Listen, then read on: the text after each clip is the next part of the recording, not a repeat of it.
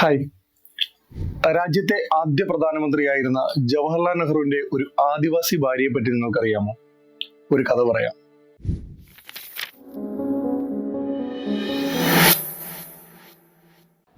1959 ദാമോദർ നദിയിൽ നിർമ്മിച്ച പഞ്ചേന്ത് ഡാമിന്റെ ഉദ്ഘാടനത്തിന് ജാർഖണ്ഡിലെത്തിയതായിരുന്നു നെഹ്റു. അണക്കെട്ട് നിർമ്മാണത്തിന് വേണ്ടി സ്ഥലം ഏറ്റെടുത്തപ്പോൾ പെൺകുട്ടിയുടെ കുടുംബത്തിന്റെ സ്ഥലവും അതിൽ ഉൾപ്പെട്ടിരുന്നു. ഉദ്ഘാടനത്തിനെത്തുന്ന നെഹ്റുവിനെ സ്വീകരിക്കാൻ ബുധിനിയായിരുന്നു തിരഞ്ഞെടുക്കപ്പെട്ടത്. രാജ്യത്തിന്റെ പ്രധാനമന്ത്രിയെ മാലയിട്ട് സ്വീകരിക്കാൻ ബുധിനി തിരഞ്ഞെടുക്കപ്പെട്ടു. അണക്കെട്ട് നിർമ്മാണത്തിൽ പങ്കാളി കൂടിയായിരുന്ന ബുധിനിയെ ബഹുമാനാർത്ഥം നെഹ്റു തിരിച്ചു മാലയിട്ടു.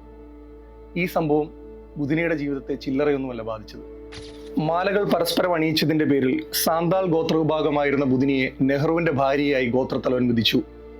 മാത്രമല്ല, ഗോത്രത്തിന് പുറത്തുള്ള ഒരാളെ വിവാഹം കഴിച്ചു എന്നാരോപിച്ച് ബുധിനിയെ ഗോത്രത്തിൽ നിന്ന് തന്നെ പുറത്താക്കി. എന്തെങ്കിലും ഒന്ന് ചിന്തിക്കുന്നതിനോ പ്രവർത്തിക്കുന്നതിനോ മുമ്പ് തന്നെ അവൾ ഗോത്രത്തിൽ നിന്നും നാട്ടിൽ നിന്നും പുറത്താക്കപ്പെട്ടു. ജോലി ചെയ്യുവാനോ ജീവിക്കുവാനോ ഗോത്രത്തലവൻ സമ്മതിച്ചില്ല. ഒടുവിൽ 1985 അന്നത്തെ പ്രധാനമന്ത്രിയായിരുന്ന രാജീവ് ഗാന്ധിയെ നേരിട്ട് കണ്ട് ബുധിനി കാര്യങ്ങൾ അവതരിപ്പിച്ചു. തന്റെ മുത്തച്ഛൻ കാരണം ഉണ്ടായ ദുരന്തത്തിന്റെ നേർസാക്ഷ്യം കേട്ട രാജീവ് ഗാന്ധി ബുധിനിക്ക് ജോലിയും നല്ലൊരു ജീവിതവും ഉറപ്പു നൽകി. അങ്ങനെ നെഹ്റു പോലും അറിയാതെ നെഹ്റുവിന്റെ ആദിവാസി ഭാര്യയെ രാജ്യം തിരിച്ചറിഞ്ഞു. ഈ സംഭവ വികാസങ്ങളെ അടിസ്ഥാനപ്പെടുത്തിയിട്ടാണ് 2021 സാറാ ജോസഫിന്റെ ബുധിനി എന്ന നോവൽ പുറത്തിറങ്ങുന്നത്. അതിന് അന്നത്തെ ഓടക്കുഴൽ പുരസ്കാരവും ലഭിച്ചു.